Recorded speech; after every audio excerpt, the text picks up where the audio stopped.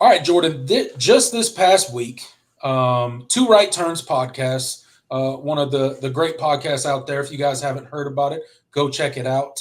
Um, but it's a great podcast. They talk to players, they talk to coaches, they got all sorts of interviews over there. And just recently, this week, they dropped a massive episode over an hour long with basically Clemson's new front office, with you will. They talked to GM Jordan Sorrells, that has obviously been at Clemson for about a decade now.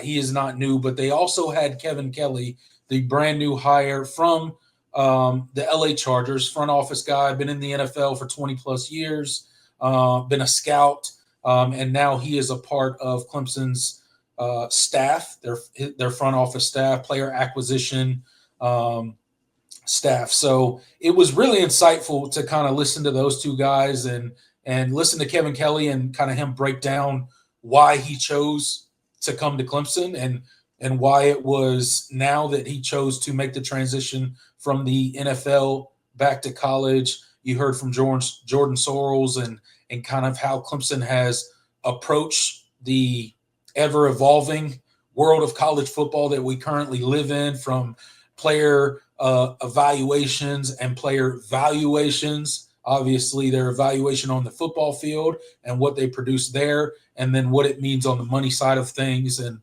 how to build a roster and roster retention, and how important that's been at Clemson, and how pivotal both the 110 Society has been for that, and then also Graham Neth and the athletic department have been with helping Clemson football retain all of their players. Because as we know, heading into the 2025 season, we have a lot of experience and a lot of talent on this roster.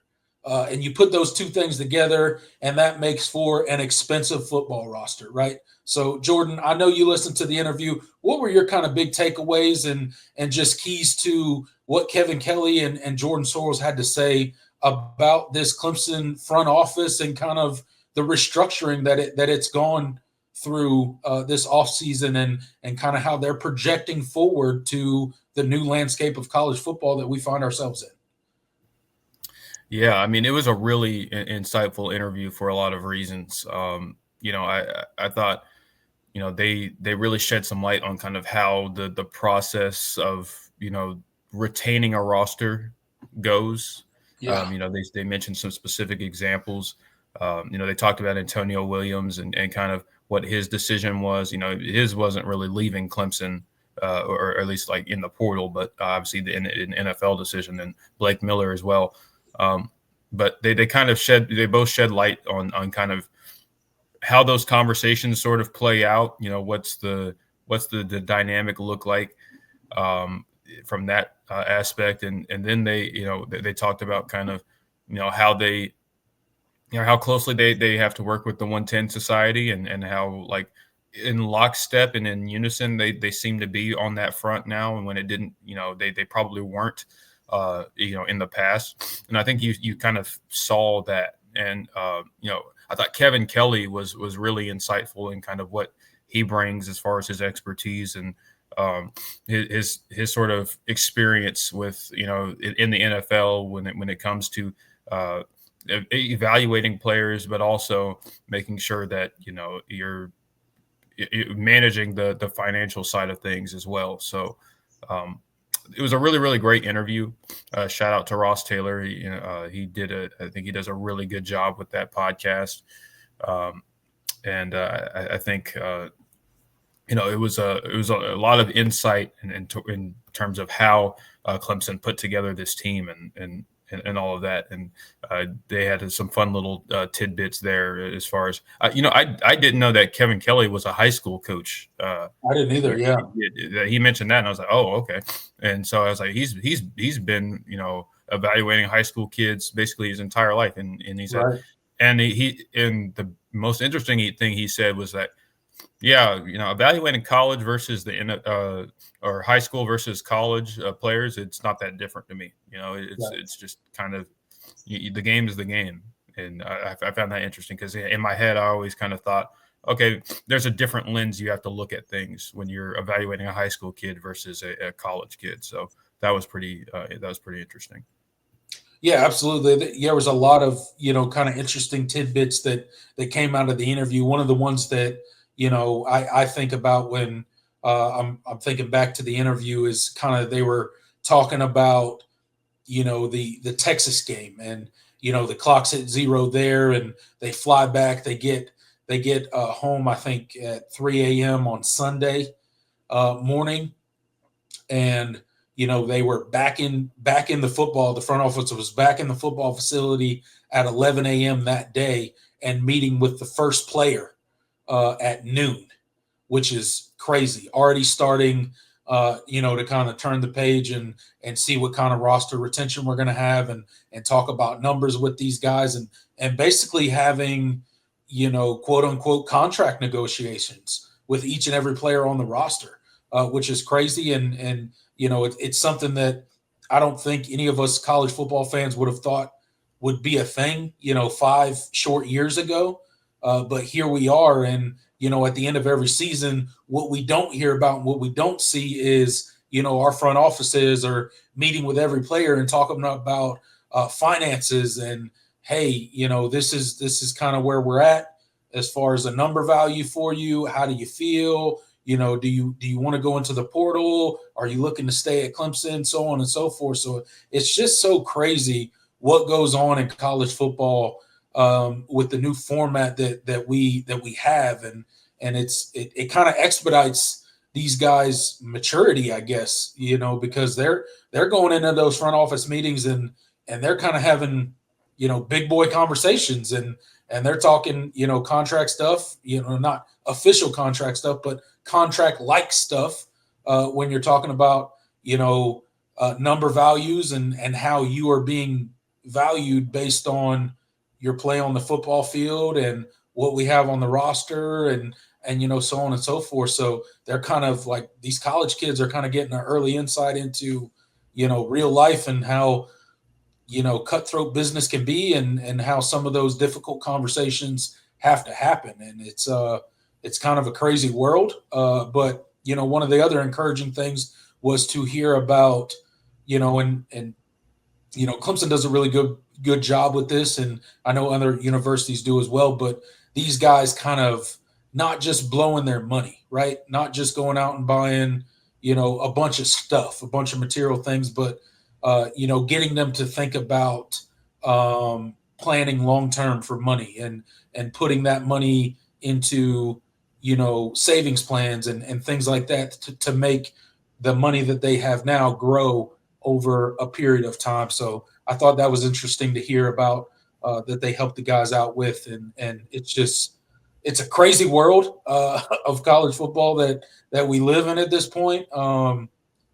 And I guess it makes sense for an NFL guy like Kevin Kelly, in his own words, college has never been more like the NFL than it is currently. So it just kind of made sense for him. And I think it provides a little bit more stability for him, as far as maybe not being on the road so much. He talked about the NFL, yeah, every year he was on the road, 9 months out of the year, going here and going there, and just gathering intel on everybody they're evaluating. So, I think it makes sense why he made the transition, and I think Clemson's very lucky to have a guy with that amount of experience in player evaluation, and just the financial front office piece, to kind of bring that expertise to Clemson, with this ever changing landscape, and the anticipation of the house settlement coming shortly.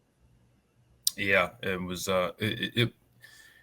it said a lot in kind of what this team was about. And they mentioned, there wasn't really anybody they had any conversation. I think Jordan mentioned this. There wasn't really anybody he had a conversation with where it was like, okay, I'm leaving, but what can you give me? It Right. was more like, Mm-hmm. it was more, I want to be here. Like, what is, what do we have to do Yeah. in order to make this happen? Mm-hmm. And I thought that shed a lot of light in terms of the mindset of what this group was all about. I mean, the players that we talked about, and certainly got a lot of interest from other schools in the portal. The Yeah. Peter Woods, the TJ Parkers of the world. Um, they weren't really ever interested in leaving Clemson. It was just a matter of, okay, he's like, I want to stay. Let's make something happen. And Right. that was that's I mean that's where you can't ask for any more than that. Like that's in this age. I mean, you got to like, of course, you got to compensate your players, but when you have guys that are just they're about making that deal happen so they can stay and not. I'm thinking it's like I'm thinking I might leave, but if you give me the right number, I'll stay. Like there's a very much a different mindset between those two things, and you certainly want the former when you're trying to build a team that's trying to compete for a national championship this season. So it was it was really cool. That was probably the best. That might have been the best episode of Two Right Turns. There's been some really good ones, but that Yeah, was a it's really good. definitely it was definitely towards the top just Yeah. because I think the length of it. I like long form content. I Yeah. know a lot of people out there don't like watching an hour long video, but I enjoy stuff like that. I listen to it while I work and stuff like that, so Yeah, it works really well. I prefer long form content. So that made it interesting to me, and then just kind of the inside view of the things we don't get to talk about a lot, and things that we don't really understand the ins and outs of what these front office guys are doing. But when you hear them sit there and talk about it and explain it, you understand why all these universities are now pivoting into having an NFL like front office because of, I mean, you heard these guys talk about for an hour about all the stuff that they do. Imagine all of that falling at the feet of the coaching staff without those guys being on staff. It would be absolutely undoable. Like it'd be impossible to get all of that work done. So, and then those guys have an entire recruiting department behind them that help them out with their stuff. So it was really insightful. It was a breath of fresh air, and it definitely, from a Clemson fan standpoint, I know people can care less about the NIL dollars and the all that kind of stuff, but it should give you some encouragement going forward that Clemson is one of the forward-facing universities when it comes to um, new college football, right? And where it's going, and they are set up for success when it comes to what the future may look like. And I think they're set up in a way where if NIL and the 110 Society still needs to be a very pivotal role, they are still going to operate within that realm. Or if it transitions more to the revenue share and less of the NIL, I think they've positioned themselves in a way where they can go either way with it, however this house settlement shakes out, which should be really encouraging for all Clemson fans out there, because at the end of the day, we want a competitive team on the football field that can compete for ACC and national championships. And those are the guys that are going to help us get there. And it kind of it's kind of funny because we were these conversations just like a year ago were feeling very different. It felt like Clemson was falling behind. They were doing they weren't as quick to things, and I think while that was true, I think it was intentional.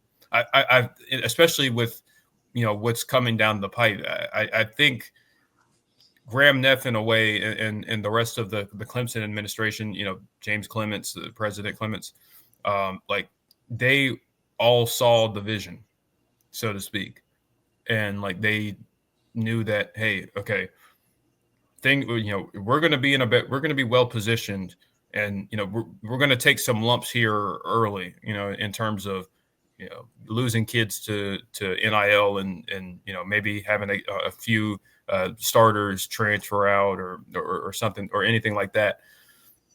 But now they've laid the groundwork in place, and it's been a slow process over the last 4 or 5 years where Clemson has I think they have the foundation now to be able to compete in whatever whatever the climate of college athletics looks like.